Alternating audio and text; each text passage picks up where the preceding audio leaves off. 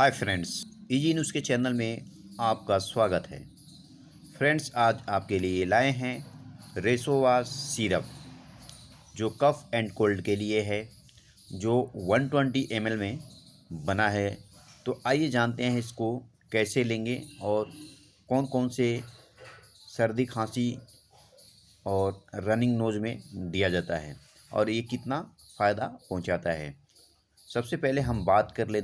Manufactured in India by doctor Reddy laboratories का बना हुआ है, जो काफ़ी इफ़ेक्टिव होता है, जो डॉक्टर द्वारा प्रेस्क्राइब किया जाता है। तो ये कैसे लेंगे और आइए जानते हैं इजी न्यूज़ के चैनल में।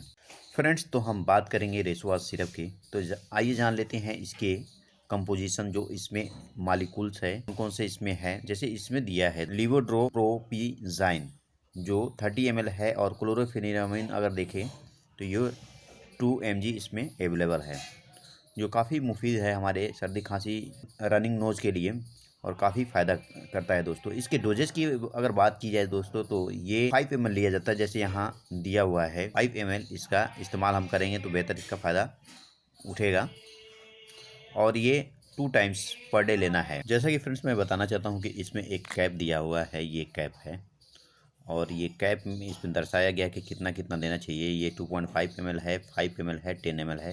ये इसमें 10 ml तक आप दे सकते हैं, जो काफ़ी रनिंग कफ और सर्दी हो जाती है उसके लिए काफ़ी मुफीद है। तो मैं सबसे पहले बता दूं कि कोई भी दवा इस्तेमाल करने से पहले डॉक्टर की राय ज़रूरी है, कि डॉक्टर ट्रीटमेंट उसी समय करता है जो आपके देख के करता है, या भी फार्मासिस्ट या मेडिकल स्टोर से उसे कंसल्ट कर लें, ताकि वो आपको सही एडवाइस दे सके और उसके हिसाब से आप इस्तेमाल करेंगे तो आपको बेहतर फ़ायदा मिलेगा। कि मैक्सिमम रिटेल प्राइस की बात की जाए तो ये 82 रुपीज़ है, जो अफोर्डेबल है, कोई भी अफोर्ड कर सकता है, और ये अप्रैल 2020 तक आप इसका इस्तेमाल कर सकते हैं।